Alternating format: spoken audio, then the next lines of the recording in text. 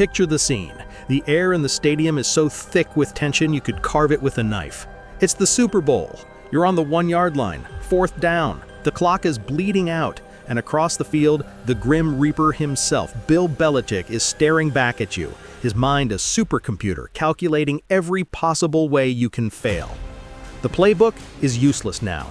The safe call is to kick a field goal, take the points, live to fight another day. But what if you were never supposed to be here in the first place?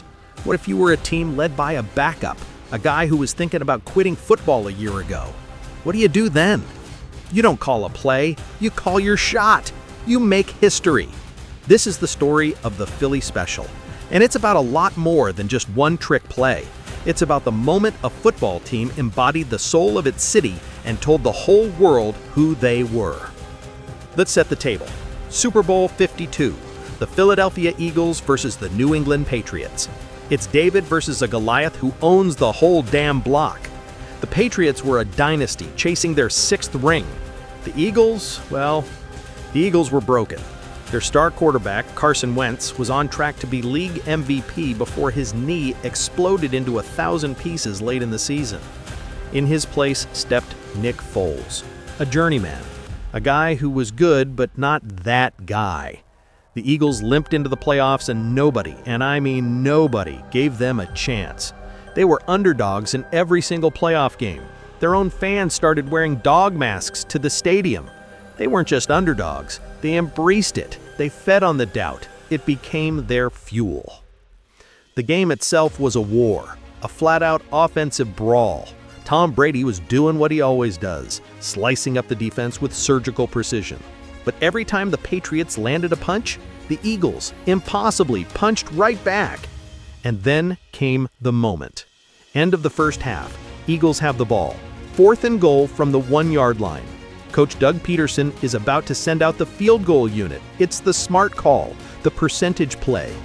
But then Nick Foles jogs over to him on the sideline, in the middle of the roaring chaos of the Super Bowl with the world watching. He looks his coach in the eye and asks the 5 words that would define his legacy. You want Philly, Philly? Think about the sheer, unadulterated guts of that moment. The backup quarterback in the biggest game of his life isn't waiting for a call from the sideline.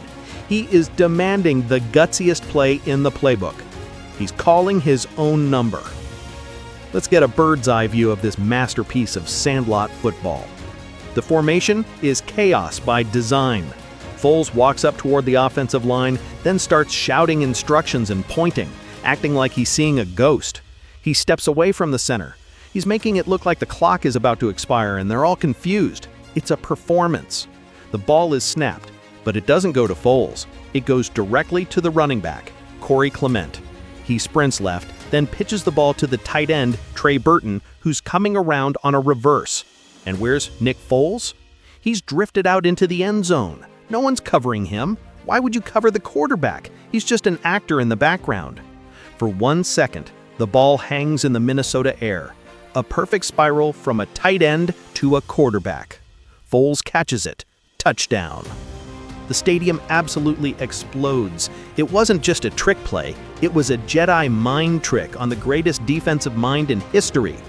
Belichick coaches his players to be disciplined, to read their keys.